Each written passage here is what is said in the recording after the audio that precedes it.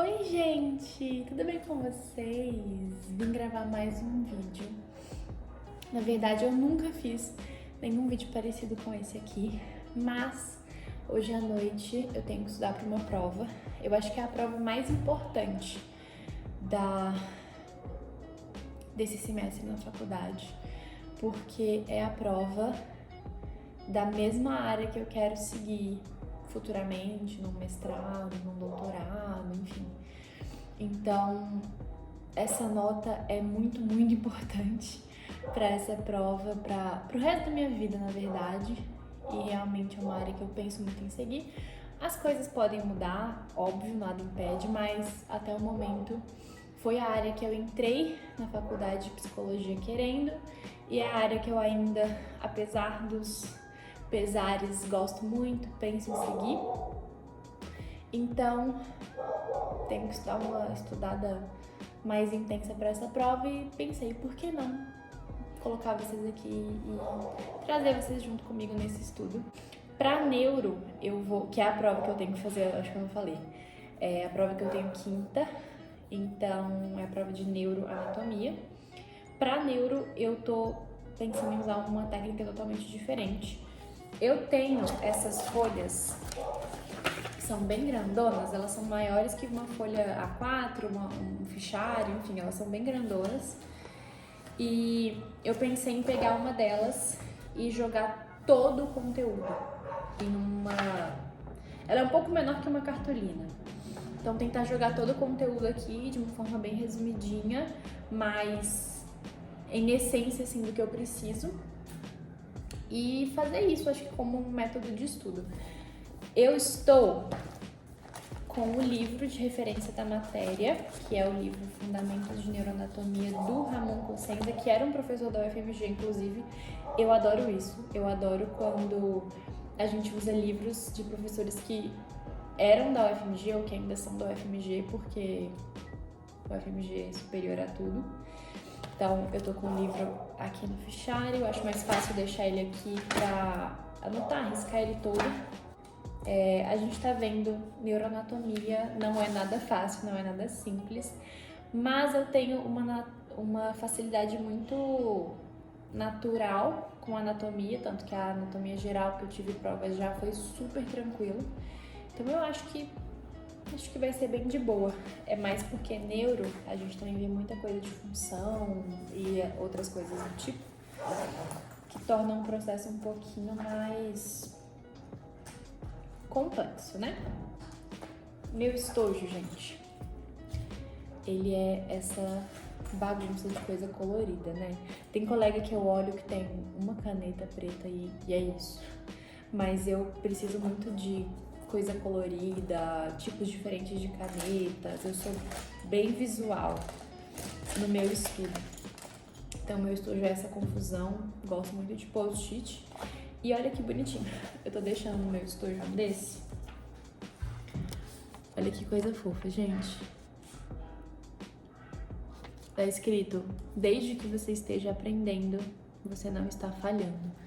Eu tenho uma tendência a me cobrar perfeição em excesso, né? Eu queria tirar 100 em todas as matérias. Mas isso estava me adoecendo. Não porque era impossível, porque na verdade eu acho que se eu mantivesse o ritmo que eu tava assim no começo, eu conseguiria. Mas estava me adoecendo, gente. Estava me adoecendo emocionalmente, fisicamente. Eu voltei a ter crise de ansiedade. Fora outras questões, né, da faculdade, porque os 2 laboratórios de anatomia que eu tenho toda semana, a gente fica 1h30. Não, a gente fica umas 2 a 3 horas por semana em laboratório. Tem muito formol. E como o formol é muito volátil, a gente respira e ele irrita as mucosas. Então eu comecei a ter um monte de probleminha, tipo garganta, ficar sem voz, coisa que eu não tinha antes. Tá sempre com o nariz ruim, nariz entupido, espirrando, uma gripe, uma espécie de gripe, assim, não é gripe, né? É uma espécie de resfriado que nunca passa. Comecei a ter coisa no estômago também, porque irrita as mucosas e tudo é mucosa, né? Então comecei a ter refluxo, comecei a ter muita queimação no estômago, algumas coisas assim meio sem explicação. Então, juntando todo esse bolo, eu não tava bem. E eu gosto muito dessa faculdade, gosto muito de psicologia pra estar disposta, assim, a desistir, digamos assim, sabe? A ficar tão mal que eu chegue num nível de precisar desistir.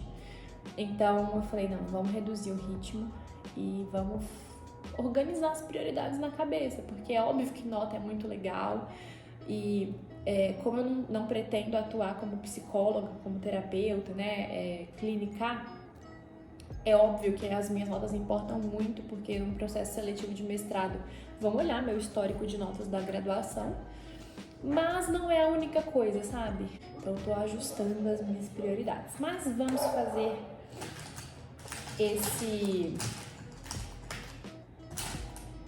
Eu não sei chamar, o que eu chamo isso, né? Esse mapa mental gigante. Fiz um título bonitinho.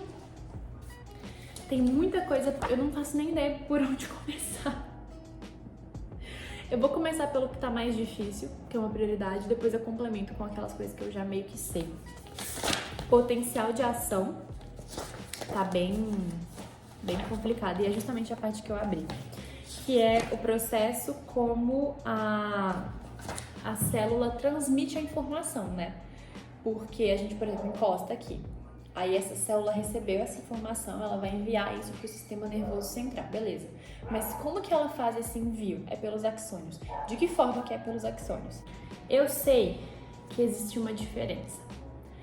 A membrana do axônio transmite o impulso nervoso e o citoesqueleto transmite as substâncias, tipo os neurotransmissores.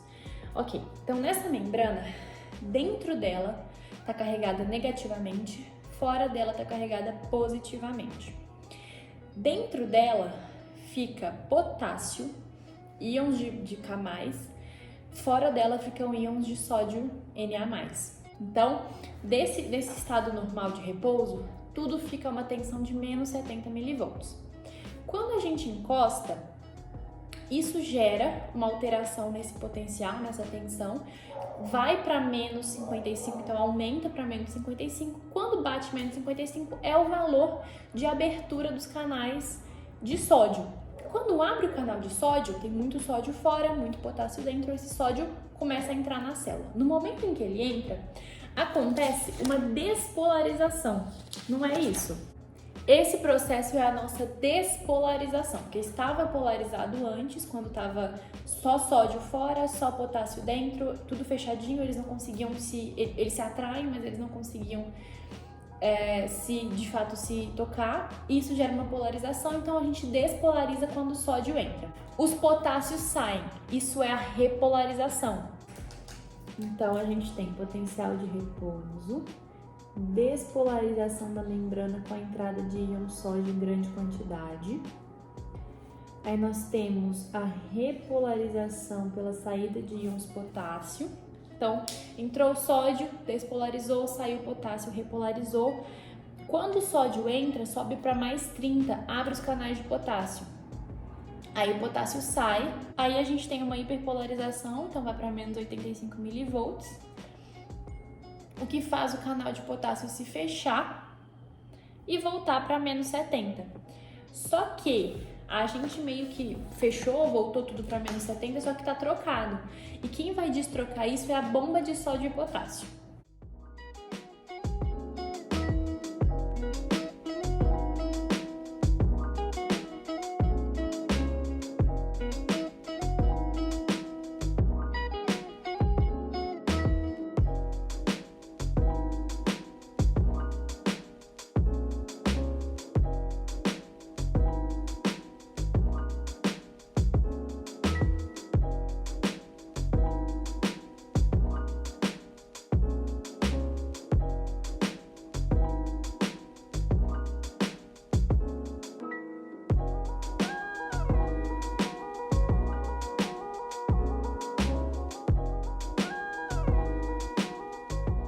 Pronto.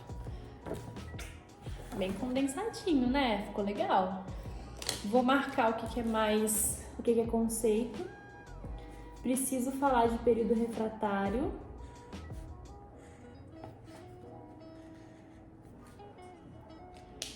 O que é o período refratário? Período refratário impede que o anterior seja aberto. A mielina ganha velocidade. Depois eu vou fazer um simulado disso, porque o mais importante é fazer questão, né, gente? Ah, tá.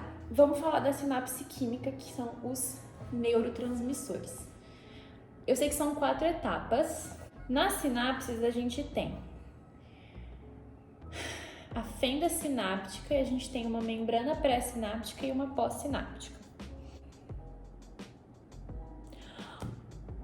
Dá para ter sinapse de qualquer parte do neurônio com qualquer parte do neurônio. Isso aqui é bem interessante, isso aqui eu não sabia. Basicamente, sobre a sinapse, o que acontece é o seguinte. Primeiro, os neurotransmissores ficam armazenados nas vesículas sinápticas. Então, são tipo substânciazinhas que vão ser englobadinhas numa coisa. Depois, canais de cálcio são abertos lá na membrana pré-sináptica, lá embaixo, abrem canais de cálcio e esses neurotransmissores saem. Eles cruzam a fenda sináptica e se unem ao receptor que tem na membrana pós-sináptica. Ele não entra na membrana pós-sináptica. Acho que essa é uma coisa interessante. O neurotransmissor se conecta com o receptor. Esse receptor só gera um efeito lá dentro, mas o próprio neurotransmissor vai sair e ele pode ser reabsorvido pelo axônio que, né, pela estrutura que liberou ele, pela membrana pré-sináptica, como ele pode ser inativado, tipo, jogado fora. Então, são 4 etapas. A síntese e o armazenamento. Falei que a minha garganta não tá bem? A síntese e o armazenamento. Depois a gente tem a liberação, a ação no receptor e a inativação. Vamos puxar uma setinha pro lado bem nada a ver, que eu gosto de variedade. Neuro é muito legal, só que é muita informação. Tudo é muita informação, mas depois que você pega, fica tudo gostoso. Aí a gente tem sinapses que são excitatórias e sinapses que são inibitórias. Por exemplo, um dos neurotransmissores excitatórios que a gente tem é o glutamato. Quando ele faz essa sinapse, ele deixa a gente acordadão, super, né, animado e agitado. E o que a gente tem que é inibitório é o GABA. Então, por exemplo, o álcool, num primeiro momento ele inibe o GABA, mas depois ele aumenta o GABA. E por isso que quando a gente, pessoas, seres humanos, bebem, a gente depois fica meio sonolentinho, né? No final, assim. Eu acho que da neurotransmissor é uma coisa que a gente é bem difundida, né? Então, enfim, eu não entendo por que ficar me... Será que isso aqui vai ser muito cobrado? Agora não sei, eu não estudei isso aqui. Eu não sei, eu não tenho... Eu não tô estudando, né? Não tem por que não estudar.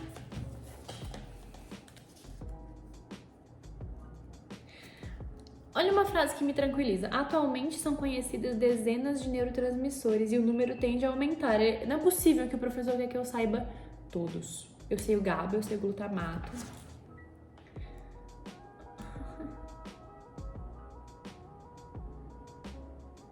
Ai, gente, é isso. GABA, glutamato, dopamina, serotonina, adrenalina, noradrenalina. Acho que são os principais, não são, não? Não tá suficiente, não?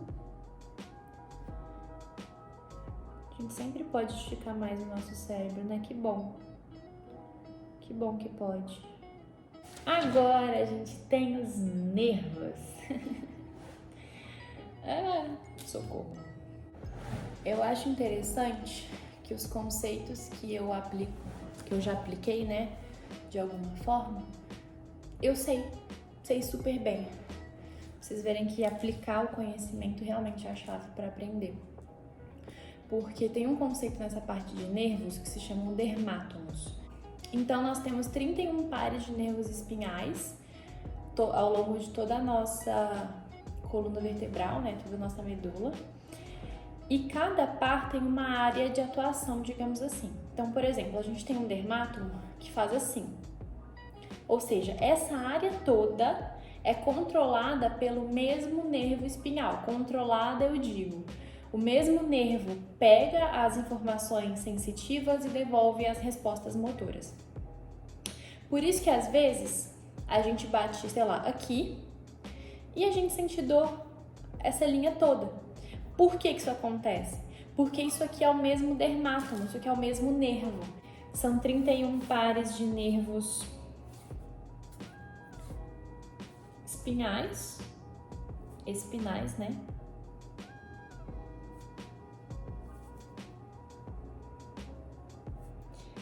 Sendo que são 8 pares cervicais, 12 pares torácicos, 5 pares lombares, 5 sacrais e 1 coxígeo.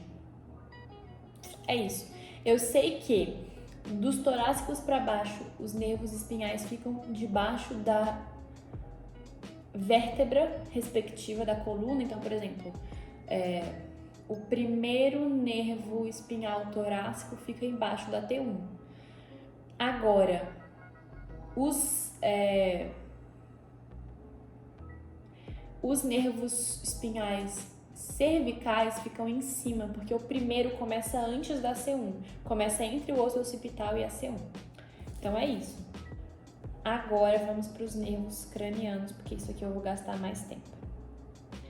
O que acontece com os nervos cranianos? Nós temos 12 nervos cranianos, mas o que eu preciso saber melhor é as funções, então o que cada um deles faz e qual é misto, qual é sensorial somente, qual é motor somente. Porque aí no sistema nervoso a gente tem uma separação bem clara, né, dos processos que são sensitivos. Tem fibras específicas que trazem informação sensitiva, né, sensorial, que sentem.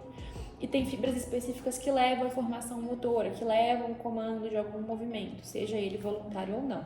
Então a gente tem, se eu não me engano, 4 nervos são mistos.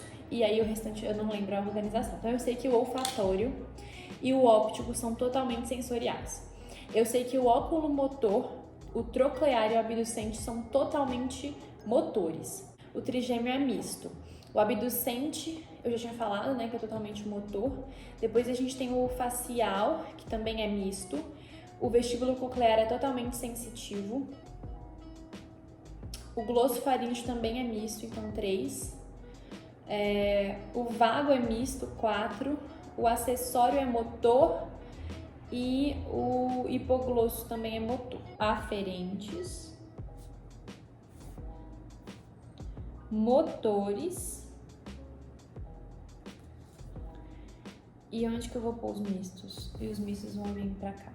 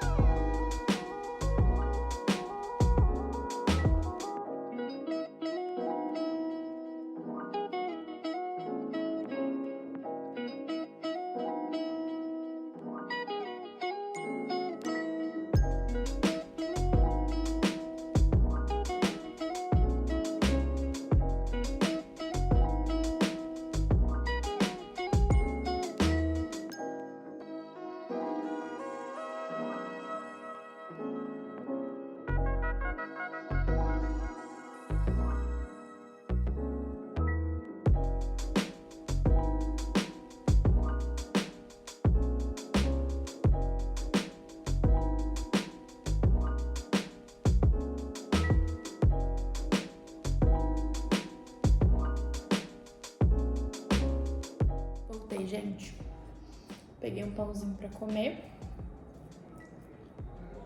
porque eventualmente dá fome, né? Eu não sei isso, eu nunca estudei isso, mas a gente tá queimando energia, tipo açúcar, calorias, pensar dá fome? Essa é a minha hipótese, não sei.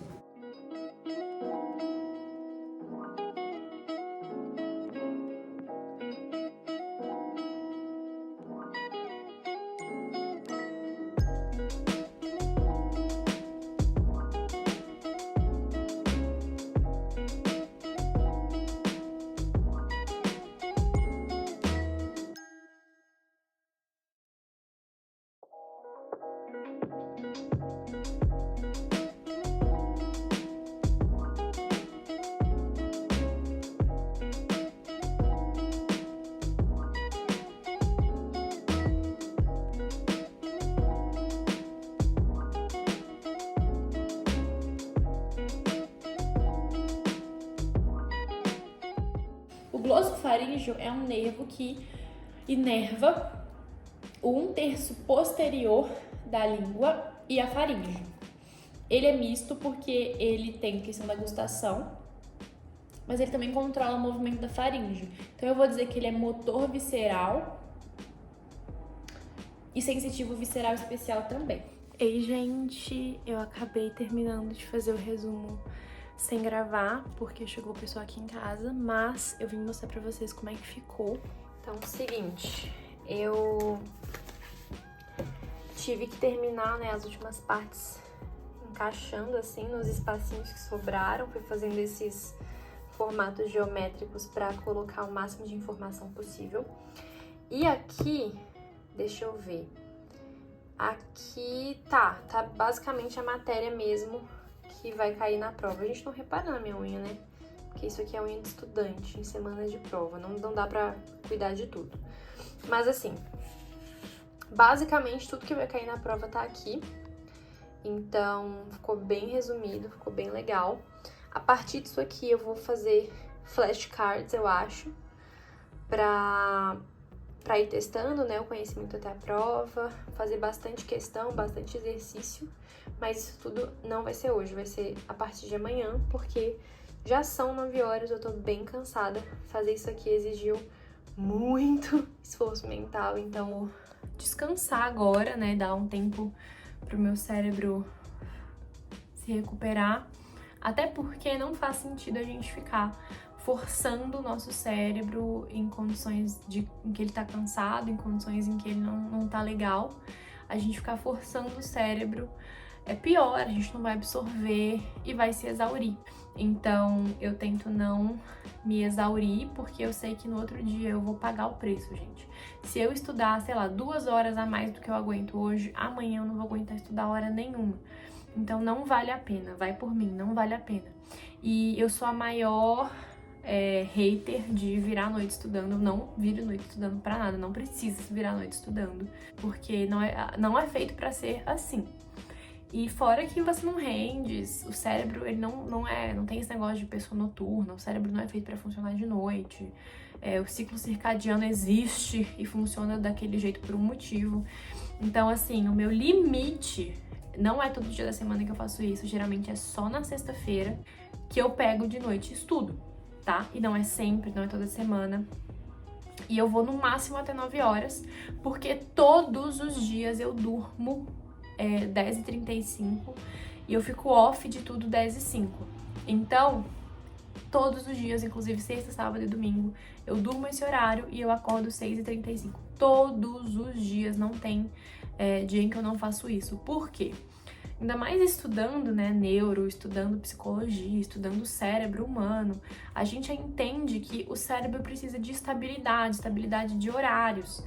Então, dormir no mesmo horário todos os dias, acordar no mesmo horário no mesmo dia, todos os dias, te dá uma estabilidade muito boa. Isso ajuda na renovação do seu cérebro, na recuperação do seu cérebro, no descanso, nesse processo, né, da gente descansar e ficar bem para no outro dia a gente funcionar e fazer novas coisas. Então, isso ajuda o seu cérebro a entender o ritmo que ele tem que funcionar e dar um tempo estável, um tempo fixo para ele, né, descansar, se renovar para começar um novo dia. Então, desde que eu instituí isso, a minha vida melhorou muito, tá? Fazer as coisas tá mais tranquilo, motivação, energia, disposição, tudo melhorou desde que eu instituí horário fixo pra dormir e pra acordar. Então, eu consigo chegar até no máximo 9 da noite, porque ali a partir das 9 eu já começo a ficar bem sonolenta. Vocês estão vendo aqui que eu tô confundindo palavra, enfim, nem era pra estar gravando vídeo agora. E aí eu já ligo luz amarela perto de umas 9h30, vou desligando. Eu gosto de assistir alguma coisa antes de dormir, então já deito, vou assistindo uma coisinha que eu gosto. Vou fazendo coisas que vão ajudando o meu cérebro a desligar. Tem muita gente que fica super ativo no período da noite, faz um monte de coisa, passa estresse, mexe com o trabalho, mexe com um monte de coisa. E aí quer desligar tudo e 5 minutos depois quer deitar e conseguir dormir. E aí fica com insônia e não sabe por quê. tipo, ai, por que eu não consigo dormir? Eu não entendo, mas o nosso cérebro, ele precisa desse processo. Ele precisa entender que hora que ele tem que estar mais ativo e até ele desligar, ele precisa de um processo, ele precisa ir aos poucos. Então essa foi a minha noite de estudo, foi bem intensa. Às vezes a gente estuda até pouco tempo, neuro é uma dessas matérias que até pouco tempo de estudo tem uma carga mental muito grande, então cansa muito. Mas foi super produtiva, eu acho que eu consegui condensar toda a matéria da prova e agora realmente é aparar arestas. Ver o que não tá tão fixado, onde que ainda existem algumas dúvidas, fazer bastante questão. Esse é o meu grande segredo, gente. É fazer muita questão, muito exercício, porque se você faz muito exercício, é impossível que você chegue na prova e não consiga fazer bem a prova, sabe? E vou até contar uma curiosidade pra vocês. A gente recebeu dos veteranos um monte de arquivos de provas antigas. E aí a gente, nessa, né, de fazer provas antigas das matérias para se preparar para as próximas provas, a gente fez uma prova de filosofia. E aí quando a gente chegou hoje para fazer a prova lá na faculdade, era exatamente a mesma prova que a gente tinha feito. A gente, eu falo, algumas pessoas da turma. Então assim, fizemos em 8 minutos, a maioria da turma fez em 8 minutos, porque quem estudou em cima daquele arquivo de prova antiga fez aquela prova e eu estudei, eu imprimi, eu até imprimi pra poder fazer. E é exatamente essa aqui, me entregaram isso hoje, sabe? Igualzinho. Eu consigo até dizer se eu acertei todas, vamos ver, peraí. Acertei,